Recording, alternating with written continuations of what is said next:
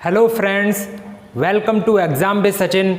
मैं सचिन प्रताप सिंह फिर से आपके पसंदीदा YouTube channel exam with Sachin में आपका हार्दिक स्वागत करता हूं। जैसा कि हम पहली आपको वीडियो प्रोवाइड कर चुके हैं, मैथ में आपको मैं नंबर सिस्टम करा रहा हूं।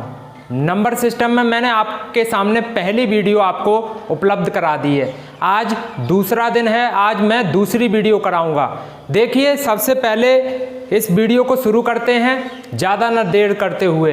देखिए, अभी तक आपने चैनल सब्सक्राइब नहीं किया तो चैनल को सब्सक्राइब कर लें, ठीक है। देखिए, मैं नंबर सिस्टम कराता, संख्या पद्धति।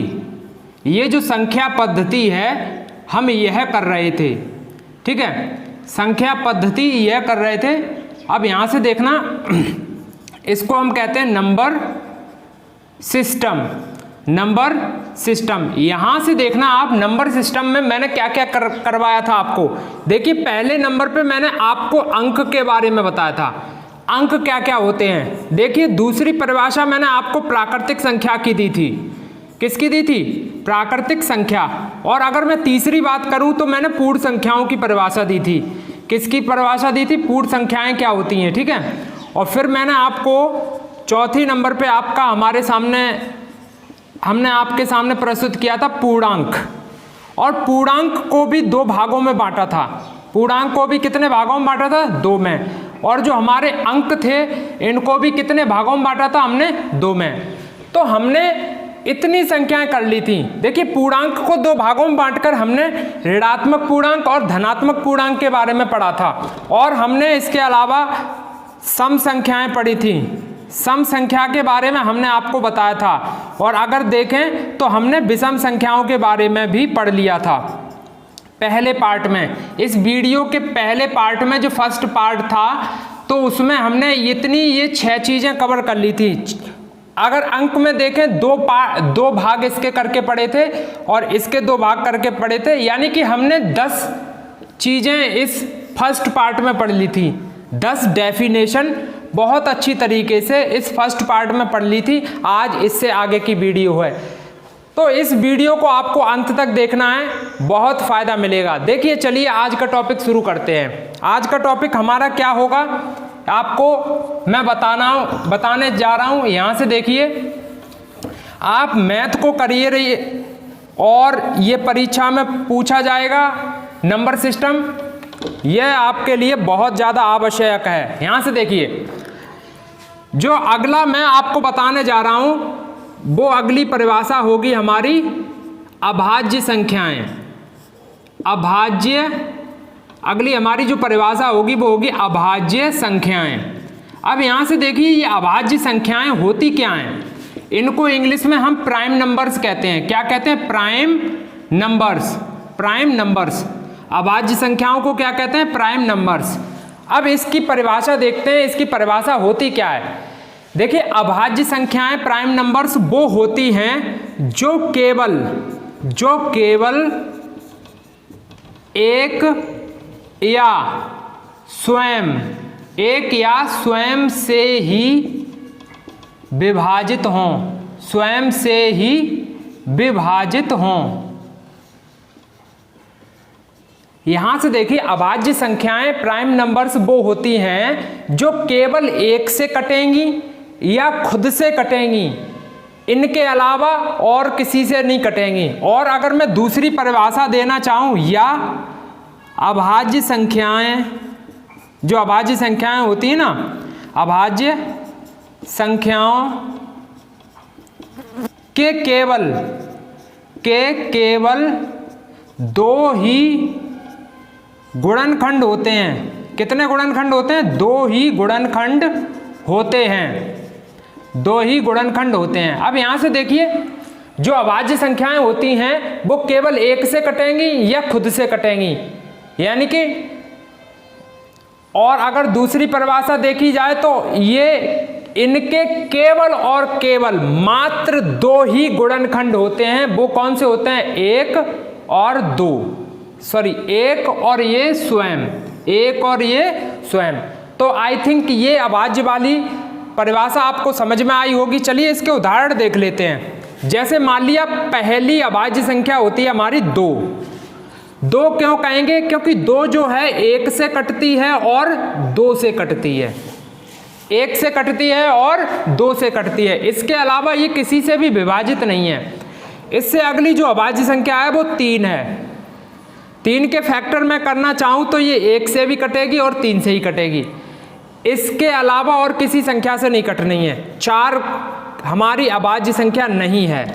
इसके अलावा 5, 7, हमारा 11, ये सभी हैं, ये 1 से कटेंगी और स्वयं से कटेंगी, यानी कि ये 1 से विभाजित होगी और 11 से विभाजित होगी। अभाज्य संख्याओं के केवल और केवल 2 ही फैक्टर होते हैं, एक तो वह खुद और एक, समझ में आया होगा। और केवल ये 1 से कटती हैं और स्वयं से कटती हैं। तो अभाज्य संख्याओं के संबंध में यह परिभाषा आपके लिए बहुत ज़्यादा पर्याप्त है और आपको सटीक जानकारी मिल चुकी होगी। चलिए अगली परिभाषा की तरफ चलते हैं, और यह जो परिभाषा है आपके लिए बहुत अच्छी साबित होगी। बहुत से व्यक्तियों को परिभाषाएं, ये छोटी छोटी परिभाषाएं नहीं समझ में आती हैं, तो यह परेशानी मैंने आपकी दूर कर दी। अब आपको बहुत अच्छी तरीके से समझ में आ जाएगी। ध्यान से देखना, एक अभाज्य परिभाषा, अभाज्य संख्याओं से एक प्रश्न बनता है कि 2 क्या है। देखिए 2 यह केवल सम अभाज्य है, सम अभाज्य है। अगर मैं आपसे बोलूं सबसे छोटी सम संख्या क्या होगी, वो 2 ही होगी। अगर मैं यह बोलूं कि सबसे छोटी अभाज्य संख्या कौन सी होगी, तो वो 2 ही होगी। सम अभाज्य का मतलब है कि 2 के अलावा आगे आने वाली जितनी भी अभाज्य संख्याएं होंगी वो विषम ही होंगी, कोई भी सम नहीं होगा। केवल 2 ही सम है और अभाज्य भी है, ये आपको समझ में आया होगा। अब आगे देखते हैं, आपको भाज्य संख्याएं बताते हैं। भाज्य संख्याएं, अगली भाज्य संख्याएं क्या होती हैं? Composite numbers. देखिए भाज्य संख्याएं,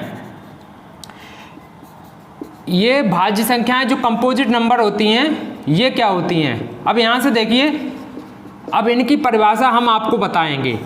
ध्यान से देखो, कंपोजिट नंबर वो होते हैं जो 1 से कटेंगे, खुद से कटेंगे और अन्य संख्याओं से भी कट जाएंगी।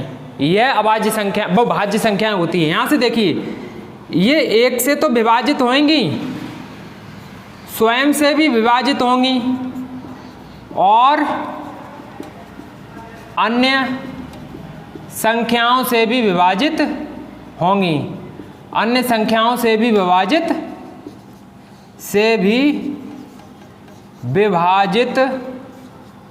होंगी। अब यहां से देखिए, जो भाज्य संख्याएं होती हैं वो 1 से भी विभाजित होती हैं, यानी कि 1 से भी कट जाती हैं, स्वयं से इट सेल्फ यानी कि खुद स्वयं से भी कट जाती हैं, स्वयं से भी विभाजित होती हैं। अगर मैं देखें अदर से भी, अदर जो नंबर होते हैं अदर संख्याओं से भी यह कट जाती है। तो ध्यान से एक और परिभाषा यहां से देखिए, इनके कम से कम 3 गुणनखंड और ज्यादा से ज्यादा और ज्यादा से ज्यादा असंख्य। यहां से देखिए इसकी 2 परिभाषा निकल के आई। ध्यान से देखिए, वो भाज्य संख्याएं, कंपोजिट नंबर्स वो होते हैं भाज्य संख्याएं जो 1 से भी कट जाती हैं, खुद से भी कट जाती हैं, अन्य संख्याओं से भी कट जाती हैं। या दूसरी परिभाषा देखी जाए, इनके कम से कम 3 गुणनखंड होंगे, इनके कम से कम 3 गुणनखंड होंगे।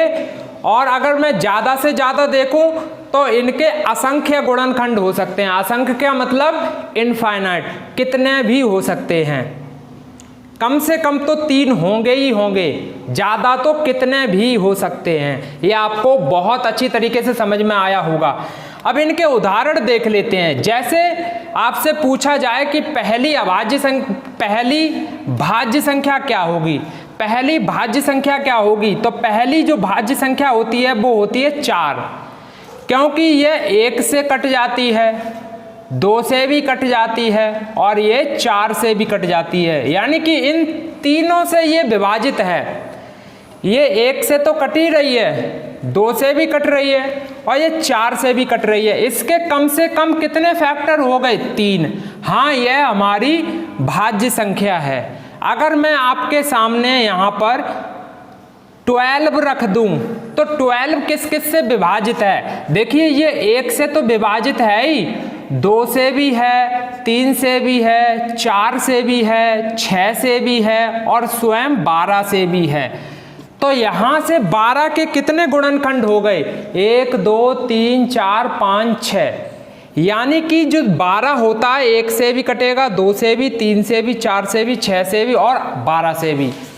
जो संख्याएं 1 से कट जाएं और स्वयं से कट जाएं और अन्य संख्याओं से भी कट जाएं, वो भाज्य संख्याएं इंग्लिश में कंपोजिट नंबर कहलाते हैं। बहुत अच्छी तरीके से आपको समझ में आ गया होगा। अभाज्य संख्याओं के केवल 2 फैक्टर होते हैं और भाज्य संख्याओं के कम से कम 3 होंगे और ज़्यादा से ज़्यादा असंख्य हो सकते हैं, कितने भी हो सकते हैं। ये आपको बिल्कुल सटीक जानकारी मिल चुकी होगी। अब हम आपसे यह पूछेंगे कि पहली अभाज्य संख्या क्या थी, 2, और पहली भाज्य संख्या कौन सी है, ये 4। पहली भाज्य संख्या कौन सी होगी, 4, क्योंकि इसके कम से कम कितने फैक्टर हैं, 3। ये आपको समझ में आया होगा। चलिए अब मैं अगली परिभाषा की तरफ चल रहा हूं जो आपको बहुत ज़्यादा सरल लगेगी और परीक्षाओं में भी उससे प्रश्न बनेंगे। देखिए परिमेय संख्याएं, अभी यहाँ पे सॉरी एक परिभाषा और रह गई, उसको हम समझते चल रहे हैं। सह अभाज्य संख्या, देखिए हमने अभाज्य पढ़ लिया, हमने अभाज्य संख्याएं पढ़ ली, भाज्य संख्याएं पढ़ ली। अब एक और होती है सह अभाज्य, को प्राइम नंबर। क्या होती है, को प्राइम नंबर। देखिए सह अभाज्य संख्या क्या होती हैं, सह अभाज्य संख्याएं, यहां से देखिए सह अभाज्य संख्याएं को प्राइम नंबर, को प्राइम नंबर। देखिए को प्राइम नंबर वो होते हैं जिनका कॉमन वैल्यू केवल एक हो। कोई ऐसी 2 संख्याएं, कोई 2 संख्याएं, कोई 2 संख्याएं जिनका कॉमन वैल्यू केवल 1 हो, वो सह अभाज्य यानी कि को प्राइम नंबर्स कहलाती हैं। कैसे, मैं आपको बताऊं। जैसे मैंने 4 लिखा, 4 के कॉमन फैक्टर 4 के मैं फैक्टराइज करूं तो क्या हो सकता है, 1 गुणा 2 गुणा 2, 1 दूनी 2, 2 दूनी 4। अगर मैं यहाँ पे 5 के फैक्टर करूंगा तो 1 गुणा 5। अब यहाँ से देखो कॉमन वैल्यू जो मिल रही है वो केवल और केवल 1 ही मिल रही है। तो हम कह सकते हैं 4 और जो 5 हैं वो कैसी हैं, सह अभाज्य संख्याएं हैं। 4 और 5 जो हैं वो कैसी संख्याएं हैं, ये सह अभाज्य संख्याएं हैं। अगर मैं अगला देखता हूं, जैसे मान लिया मैंने 6 लिया, क्या लिया 6, और आगे मैंने ले लिया 12। अगली संख्या 6 ना लेके आप यहाँ पर 8 भी ले सकते हो, 8 भी ले सकते हो। यहाँ से देखना 6 के फैक्टर कितने हो सकते हैं। अगर मैं 6 के फैक्टर करूं तो 1 गुणा 2 गुणा 3, 1 दूनी 2, 2 तिया 6। 8 के करो फैक्टर तो 1 गुणा 2 गुणा 2 गुणा 2, 1 दूनी 2, 2 दूनी 4, 4 दूनी 8। तो यहाँ पर कॉमन वैल्यू कितनी मिल गई, देखो 1 तो मिल ही गई और ये 2 भी मिल गई।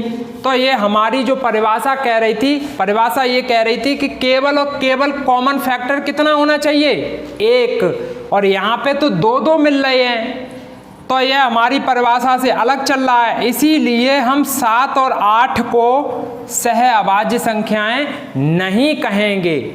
इसीलिए 6 और 8 जो हैं वो सहअभाज्य संख्याएं नहीं हैं। ये आपको बहुत अच्छी तरीके से परिभाषाएं समझ में आ रही होंगी, ये बहुत अच्छी तरीके से आपके सामने परिभाषाएं समझ में आ रही होंगी। समझ में आ गया? को प्राइम नंबर सहअभाज्य संख्याएं वो ही होती हैं जिनकी कॉमन वैल्यू 1 हो, जिनकी कॉमन वैल्यू उभयनिष्ठ गुणनखंड क्या होगा? केवल 1, किन्हीं दो संख्याओं का। अब ये आपको समझ में आ गया होगा। आगे देखते हैं, अगली संख्याएं आपके सामने प्रस्तुत होंगी और बहुत अच्छे से आप समझ में आ पाएगा आपको। यहां से देखिए, मैं अगली जो परिभाषा कराने वाला हूं परमेय संख्या। परमेय संख्याएं क्या होती हैं? जो परमेय संख्याएं होती हैं वो क्या होती हैं? इनको बोलते हैं रेशनल नंबर। क्या बोलते हैं? Rational number. ये रेशनल नंबर परमेय संख्याएं क्या होती हैं? यहां से देखिए, जो संख्याएं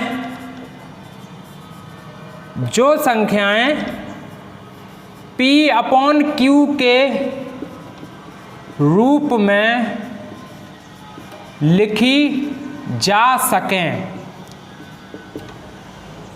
पहली बात हो गई। दूसरी बात, जहां Q बराबर 0 न हो, Q बराबर 0 न हो। और तीसरी बात, जहां P बराबर एक पूर्णांक होगा, कंप्लीट नंबर, इंटीजर होगा, और Q बराबर भी एक पूर्णांक ही होगा, Q बराबर एक पूर्णांक ही होगा। यानी कि P/Q जो होगा वो क्या होगा? अंश अपॉन हर, अंश अपॉन हर। और अंश भी और हर भी हमारा जो होंगे वो दोनों के दोनों कैसे होंगे? पूर्णांक होंगे। कैसे होंगे? पूर्णांक, कंप्लीट नंबर। अब ये मेरे को यहाँ से ये पता चल गया परमेय संख्याएं कौन सी होती हैं जो संख्याएं P/Q के रूप में लिखी जा सकें, या जहां पर Q बराबर 0 ना हो, यहां पर P एक पूर्णांक होगा, इंटीजर होगा, और Q भी एक पूर्णांक होगा, इंटीजर होगा। अब ये P/Q अंश अपॉन हर के रूप में लिखी होगी। अब यहां से देखिए परमेय संख्याएं होती कौन कौन सी हैं। अगर मैं आपसे ये बोलूं क्या 5/2 परमेय संख्या है? हाँ है। देखो 5 भी पूर्णांक है, 2 भी पूर्णांक है, हाँ यह परमेय संख्या है। अगर मैं केवल और केवल ऐसे लिख दूं, ये 7 लिख दिया, 7/12 लिख दिया, क्या ये पूर्णांक परमेय संख्या है? हाँ है, क्योंकि ये भी पूर्णांक है, ये भी पूर्णांक है, तो ये परमेय संख्या है। अगर मैं केवल यहाँ पर 6 लिखूं, ये 6 क्या परमेय संख्या है? हाँ हम कह सकते हैं ये 6 जो है वो परमेय संख्या है। अब भाई आप कोई पूछेगा भैया इसके नीचे कुछ लिखा तो है नहीं Q के रूप में, इसके नीचे कुछ लिखा तो है नहीं Q के रूप में, आप इसको परमेय संख्या कैसे कह सकते हो? देखिए तो मैं आपको एक बात बता दूं, अगर किसी संख्या के नीचे कुछ नहीं लिखा होता है तो वो लिखा होता है 1, सबका मालिक 1। समझ में आ गया होगा? क्या लिखा होता है? 1। तो यहाँ पर हमारा यह भी पूर्णांक हो गया, यह भी पूर्णांक है और यह भी पूर्णांक है, तो यह हमारी परमेय संख्या है। अगर मैं 5 बोलूं परमेय संख्या है? हाँ अब आप कह सकते हो हाँ है ये परमेय संख्या। हाँ अगर मैं 0 बोल देता हूं, क्या 0 परमेय संख्या है? हाँ 0 परमेय संख्या है। कैसे? क्या मैं 0 को ऐसे नहीं लिख सकता हूं? लिख सकता हूं ना, ये इसका इसमें भाग दूंगा तो 0 ही आ जाना है। तो इसीलिए हम कह देते हैं कि यह जो 0 होता है वो परमेय संख्या होता है। 0 परमेय संख्या होता है। 0 को हम पूर्णांकों में गिनते हैं, 0 को हम पूर्णांकों में गिनते हैं, लेकिन 0 को ना तो धनात्मक पूर्णांक में रखते हैं और ना ही ऋणात्मक पूर्णांक में रखते हैं, लेकिन हम पूर्णांकों में तो रखते हैं। तो 0 भी परमेय संख्या है। क्या आप कभी 6/0 को परमेय संख्या कह सकते हो? नहीं कह सकते हो, क्योंकि अभी मैंने बताया था 0 Q के बराबर 0 नहीं हो सकता है, Q के बराबर 0 नहीं हो सकता है, इसीलिए ये परमेय संख्या नहीं है, इसीलिए ये परमेय संख्या नहीं है। तो ये आपको समझ में आ गया होगा। चलिए मैं आगे अगली संख्या बता रहा हूं। अगला जो होगा हमारा अपरमेय संख्या, अगली जो परिभाषा होगी अपरमेय संख्या। अब यहां से देखिए अपरमेय संख्या क्या है। अपरमेय संख्या के बारे में यहां से देखें, अपरमेय, और इसको बोलते हैं इर्रेशनल। क्या बोलते हैं? IRRA, irrational number. ठीक है, जो संख्याएं P/Q के रूप में न लिखी जा सकें, क्या करी जा सकें? न लिखी जा सकें, जहां पर Q बराबर 0 न हो और जहां P और ये Q पूर्णांक हों। कैसे हों? पूर्णांक। तो ये अपरमेय संख्या कहलाएगी। यहां से देखिए, अपरमेय संख्या में ये पूर्णांक नहीं मिल सकते हैं। यहां पर ध्यान से देखना, तभी तो ये अपरमेय संख्या है। यहां से एक बात ध्यान से देखना, अपरमेय संख्या को हम P/Q के फॉर्म में नहीं लिख सकते। अपरमेय संख्या को हम P/Q के फॉर्म में नहीं लिख सकते, और यहां पर Q बराबर 0 नहीं हो सकता। कैसे? क्या 5/√2 परमेय संख्या है या अपरमेय संख्या? तो भाई साहब ये अपरमेय संख्या है। क्यों? ये तो पूर्णांक है और यह पूर्णांक नहीं है, क्योंकि इसकी जो वैल्यू आती है ऐसे कुछ करके आती है। आती कि नहीं आती है? 1 पॉइंट करके dash dash dash dash dash dash आगे तक जाता ही रहेगा। ये एग्जैक्ट वैल्यू नहीं आनी है 2 की, पॉइंटों में कुछ आनी है, 1 पॉइंट करके कुछ कुछ ऐसे करके आती रहेगी। इसीलिए ये आप परमेय संख्या नहीं है, ये अपरमेय संख्या है। अगर मैं केवल √5 लिख दूं तो यह भी अपरमेय संख्या है, क्योंकि इसकी भी वैल्यू पॉइंटों में आती रहेगी और ये एग्जैक्ट नहीं होगा। √2, √5, √, ऐसे लिख सकते हो, यह भी अपरमेय है कि नहीं है? और सबसे बड़ा उदाहरण ये पाई जो होता है, पाई भी अपरमेय संख्या होता है। सबसे बड़ा उदाहरण क्या है यहाँ पे? पाई अगर कोई पूछेगा पाई परमेय है अपरमेय, तो आपको जवाब देना पड़ेगा जो पाई होता है वो अपरमेय संख्या होता है, क्योंकि पाई का जो मान होता है 22/7 ये एग्जैक्ट नहीं होता है। ये कैसा होता है? यह जो होता है लगभग, कैसा होता है? अप्रॉक्स में होता है, लगभग। जो 22/7 मान होता है पाई का, ये लगभग में होता है, एग्जैक्ट नहीं होता है। इसीलिए पाई को तुम अपरमेय संख्या कहोगे। पाई को तुम क्या कहोगे? अपरमेय संख्या। तो ये √2, √5, ये वाला -√8, 5/√2, ये सभी कैसे हैं? अगर मैं यहाँ पे, ये सब कैसी हैं? अपरमेय संख्याएं। पाई भी अपरमेय संख्या होती है।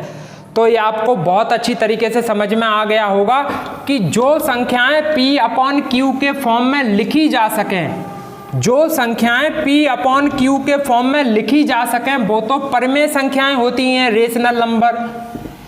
और जो संख्याएं P/Q के फॉर्म में ना लिखी जा सकें वो अपरमेय संख्याएं होती हैं, इर्रेशनल नंबर। और परमेय संख्या में अंश और हर दोनों ही पूर्णांक यानी कि इंटीजर होने चाहिए, कंप्लीट नंबर, तभी वो परमेय संख्या कहलाएगी। अब यहाँ से देखिए, एक इसमें परिभाषाओं से संबंधित एक और परिभाषा आपके सामने मैं प्रस्तुत करूंगा, वास्तविक संख्याएं। वास्तविक संख्याएं, देखिए वास्तविक जो संख्याएं होती हैं इनको हम क्या कहते हैं? Real numbers. क्या कहते हैं? Real numbers. ये वास्तविक संख्याएं, रियल नंबर्स क्या होते हैं? यहाँ से देखिए, वास्तविक संख्याएं जो होती हैं वो परमेय प्लस अपरमेय, परमेय प्लस अपरमेय दोनों से बनी होती हैं, दोनों से बनी होती हैं, दोनों से बनी होती हैं, परिमेय और अपरिमेय दोनों से बनी होती हैं। कौन सी? वास्तविक संख्याएं। अब यहाँ से देखिए, जो वास्तविक संख्याएं होती हैं ये परिमेय संख्याओं से भी बनी होती हैं और अपरिमेय संख्याओं से भी बनी होती हैं। Real number are the group of rational और irrational both numbers. So you can say, क्या कह सकते हो, परिमेय संख्या तथा अपरिमेय संख्या दोनों को मिला दें, दोनों ही वास्तविक संख्याएं रियल नंबर होते हैं। कैसे? जैसे मैंने 5 बोला, ये परिमेय संख्या है, हाँ यह वास्तविक संख्या है। मैंने ये बोला √7, ये कैसा है? ये अपरिमेय संख्या है। ये परिमेय है तब भी वास्तविक संख्या है, ये अपरिमेय होने के बावजूद भी वास्तविक संख्या तो है ही। तो यहाँ से ये समझ में आ गया कि वास्तविक जो संख्याएं रियल नंबर्स होते हैं वो परिमेय संख्याएं भी होती है, अपरिमेय संख्याएं होती। अगर मैं आपसे ये बोलूं, क्या जो पाई होती है, पाई क्या है? अपरिमेय संख्या, अपरिमेय संख्या। क्या ये वास्तविक नंबर है? हाँ यह वास्तविक नंबर है। तो ये आपको बहुत अच्छी तरीके से समझ में आ गया होगा कि वास्तविक संख्याएं अपरिमेय भी होती हैं और परिमेय भी होती हैं। तो आई थिंक आज की वीडियो में आपको बहुत अच्छी तरीके से समझ में आया होगा। यह परिभाषाएं आपके लिए बहुत ज़्यादा ज़रूरी हैं, यह परिभाषाएं आपके लिए ज़्यादा ज़रूरी हैं। तो मैं आपसे यह कहना चाहूँगा कि अभी तक आपने मेरे चैनल को सब्सक्राइब नहीं किया है तो चैनल को सब्सक्राइब करें और बेल आइकन को प्रेस करें, ताकि अब तक मैं जितनी भी नई वीडियो डालूं आप तक बड़ी आसानी से पहुंच सकें नोटिफिकेशन के माध्यम से। तो मेरा channel exam with Sachin subscribe कर लें और जो बेल आइकन आती है उसको प्रेस कर लें और ऑल पर प्रेस कर देना, ठीक है। पूरी वीडियो देखने के लिए आप सभी का तहे दिल से और दिल की गहराइयों से शुक्रिया, बहुत बहुत धन्यवाद। Thank you, thanks a lot. जय हिंद, जय भारत।